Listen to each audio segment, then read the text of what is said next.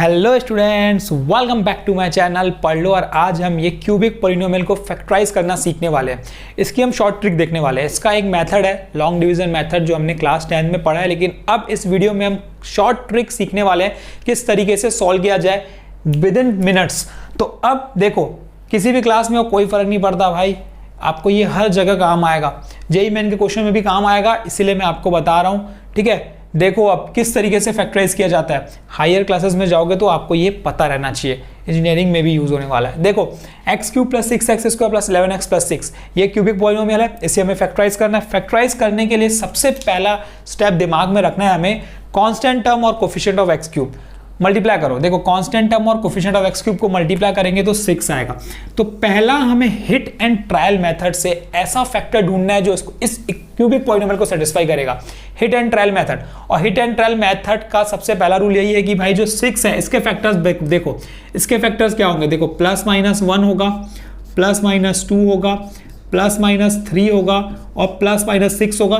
तो स्टार्ट कहां से करोगे, देखो 1 से स्टार्ट करोगे हिट एंड ट्रायल मेथड में। लेकिन मुझे दिख रहा है यार, थोड़ा सा कॉमन सेंस अगर मैं लगाता हूं तो 1 तो इसमें सेटिस्फाई करेगा ही नहीं, क्योंकि सब क्या है, पॉजिटिव है। तो हम चेक करते हैं -1 से। तो जैसे ही मैं -1 इसमें सब्स्टिट्यूट करूंगा तो देखो ये क्या आ जाएगा, x इक्वल टू अगर मैं -1 पुट करता हूं तो देखो क्या आ जाएगा, ये आ जाएगा मेरा -1 आ जाएगा। इसमें सब पुट करूंगा तो ये बन जाएगा मेरा +6, इसमें पुट करूंगा तो ये बन जाएगा मेरा -11 और ये +6। और मैं देख रहा हूं कि -1 + 6 होता है 5 और -11 + 6 होता है -5। तो +5 -5 कैंसिल होके क्या बन जाएगा, 0 हो जाएगा। तो एक चीज मुझे दिख गई, क्या वो दिख गया कि भाई x इक्वल टू -1 इसका एक फैक्टर है। तो हमारा काम सिर्फ एक ही फैक्टर निकालने का है अभी। तो हमने एक फैक्टर निकाल लिया है, बस इतना काम करके छोड़ दो, आगे की कोई करने की जरूरत नहीं है, बाकी हम आगे देख लेंगे। तो अब करना क्या है ये ध्यान दो। देखो अब आपको करना ये है कि सबसे पहले जो क्यूबिक पॉलिनोमियल के कोफिशिएंट्स हैं उसको आपको लिखना है। देखो x का कोफिशिएंट, x क्यूब का कोफिशिएंट 1 दिख रहा है, x स्क्वायर कोफिशिएंट 6 दिख रहा है, x का कोफिशिएंट 11 दिख रहा है और कांस्टेंट टर्म 6 दिख रहा है। बस इतना काम कर लिए, और जो आपने एक फैक्टर ढूंढा है उसको यहाँ पे लिख दो। इतना करने के बाद जो पहला रहेगा, पहला टर्म, उसको हम इजीली नीचे उतार देंगे एज इट इज। जो है भाई लिख दो, कोई दिक्कत नहीं है। -1 को 1 से मल्टीप्लाई करो, कितना होगा -1, और इसको यहाँ पे लिख लो। जो आंसर आ रहा है हमको क्या कर रहे हैं, उससे मल्टीप्लाई कर रहे हैं। -1 को 1 से मल्टीप्लाई किया, -1 लिखिए। 6 - 1 कितना हो गया, देखो ये बन गया 5। ठीक, फिर -1 को आंसर से मतलब 5 से मल्टीप्लाई करेंगे तो ये बन जाएगा -5। 11 - 5 कितना हो गया भाई, 6। ठीक, ये हो गया हमारा 6। फिर जो आंसर आएगा उससे मल्टीप्लाई करेंगे तो -1 × 6 कितना हो जाएगा, ये हो जाएगा -6, और 6 - 6 क्या होता है, 0। तो ये 0 आना चाहिए लास्ट में। अगर नहीं आया तो इसका मतलब आपने कहीं ना कहीं मिस्टेक की है, तो आपको रिवाइज करने की जरूरत है, फिर से देखने की जरूरत है। ठीक है, बस इतना सा कॉन्सेप्ट करने के बाद ये आपका सॉल्यूशन तैयार हो चुका है। आपको करना इतना है, देखो फैक्टर हो गया, समझो ये हो गया x + 1, यहाँ से -1 हो जाएगा तो +1 हो जाएगा। दूसरा ये देखो, ये जो रहता है ये x स्क्वायर रहता है, ये जो रहता है ये x का कोफिशिएंट रहता है तो ये बन जाएगा 5x। ये जो रहता है वो कांस्टेंट टर्म रहता है तो ये हो जाएगा 6। बस देखो, अब इसके आगे तो आप फैक्टराइज कर ही सकते हो। देखो कर लेते हैं फैक्टराइज। ये बन जाएगा x + 1, ये क्या बन गया, x square plus of 2x plus 3x plus of 6। तो अब मुझे दिख रहा है यहाँ पे क्या कर सकते हैं हम लोग, x + 1, ये बन गया x + 2 और ये बन गया x + 3, और ये देखो क्यूबिक पॉलिनोमियल फैक्टराइज हो गया बच्चों। ये आ गया, देखो क्यूबिक पॉलिनोमियल हमारा फैक्टराइज हो गया। अब कितना इजी ट्रिक था, ये तो मैंने समझाया तो हमें समय लगा।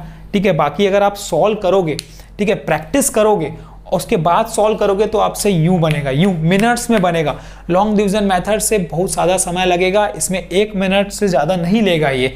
तो इसको थोड़ा सा दिमाग में बैठाओ। अभी जो मैं क्वेश्चन बताऊंगा आपको जेईई मेंस में, वो इससे रिलेटेड रहेगा, इसलिए मैंने आपको ये बताया है, ये ध्यान दो। अगला क्वेश्चन जो हम करेंगे ना उसमें ये कॉन्सेप्ट यूज़ होगा।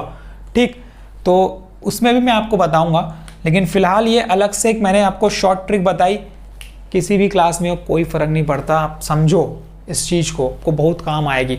तो एक क्वेश्चन आपके लिए मैं दे रहा हूँ, आप होमवर्क के लिए तौर पे मैं चाहता हूँ कि आप भी करें उस क्वेश्चन को, और वो क्वेश्चन है ये, x cube minus of 4x square minus of 7x plus 10, ये है आपका होमवर्क।